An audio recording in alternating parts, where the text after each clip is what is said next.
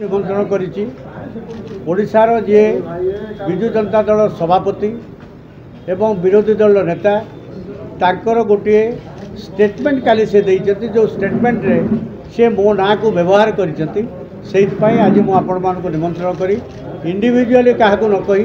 सामूहिक भाव में ओडिशार डिजिटल प्लाटफॉर्म इलेक्ट्रॉनिक प्लाटफॉर्म एवं प्रिंट मीडिया प्लाटफॉर्म को कहवाई उचित भावी सी जितेबाला काली कहते स्टेटमेंट दे तीनोटी कथा भितर प्रथम स्टेटमेंट से कहते प्रभात त्रिपाठी दल में नहांती सी चिटफंड केस रे पड़ी से दिन से दल सस्पेंड होती मु 2014 मसीह गोटे केस रे अवश्य थी पारे किंतु दि मैटर इज सब जुडिस आज पर्यंत तार विचार है ना तेणु विचार न होइथिबा गोटे घटना सी ताको आधार कर विवृत्ति दबा एवं मु सस्पेंड होइथिबा कहिबा ये सत्यर अपराध कारण आपण माने निश्चित जानिथिबे जे 2017 मसीह 14 मसीहा घटनाक्रम पर 17 मसीह I was become the regular member of the party 2019 election में मु निर्वाचन में अंशग्रहण कर दलर 2024 मसीह निर्वाचन में अंशग्रहण कर तेणु मूल कथा थिला किए भोट देला राज्यसभा बीजेडी जहाँ फंडामेंटल प्रिंसिपल सेकुलर पॉलिसी ता विरुद्ध ताकू जानापी आम दल भितर बहु सीनियर लोक से माने राज्य सभापति प्रेसर करुले तेणु से दृष्टिटा हटई दे किभली भाव में कथा को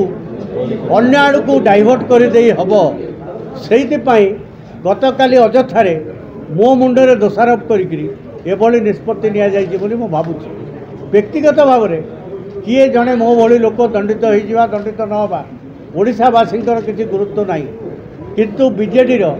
प्रत्येक तृणमूल कर्मी ओडिशार साधारण जनता विशेषकर माइनॉरिटी मुस्लिम से जानवा चाहती वाक ऑफ बिल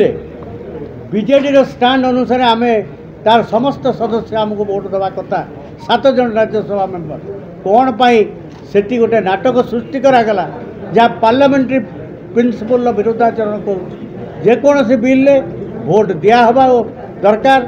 जड़े लेजिस्लेटर बा पार्लियामेंट मेंबर पक्षर दलर हुईप अनुसार बा भोट नदेवा दरकार मैक्सिमम अप टू द रिस्टेनमेंट आम भोट दान विरत रहिलु यही पर्यंत करा जाई पारे किंतु विवेकानुमोदित भोट दि जाऊ एभली एक व्यवस्था ये विरल भारत वर्षर डेमोक्रेटिक व्यवस्था भितर से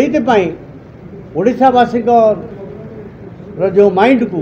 अन्य दिग को लेकर समग्र घटना को चपई देवाई ये एक अभिनव उद्यम बोली यहाँ ओडावासी भावुंट एवं मुझे निजे भावुची अकारण एभली कार्य कौन कर कौन आवश्यकता नाला। धन्यवाद।